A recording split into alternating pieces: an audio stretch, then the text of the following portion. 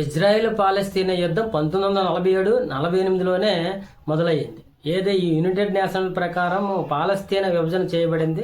1948లో Israel దేశంగా స్థాపించబడింది.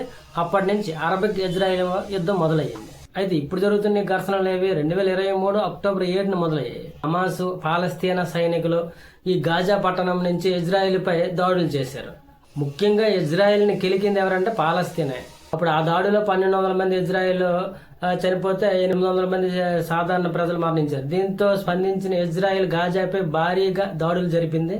ఇప్పటి వరకు కూడా గాజాలో 65,000 మంది పైగా మరణించగా 67,000 మంది గాయపడ్డారు. ఇజ్రాయెల్లో 1200 మంది మరణించారు. ఇదే సందర్భంలో ఇజ్రాయెల్ ప్రధాని నెతన్యా యునైటెడ్ నేషన్ జనరల్ అసెంబ్లీ ప్రసంగంలో హమాస్ పూర్తిగా నాశనం అయినంత వరకు కూడా యుద్ధం కొనసాగుతుందని UN లో ప్రసంగించారు. ఇదే సందర్భంగా హమాస్ లో ఉన్న ఈ ఇజ్రాయెల్ సైనికులు బందీగా ఉన్న వారిని విడిపించకపోతే వారిని వెంటాడుతామని నెతన్యా హెచ్చరించారు.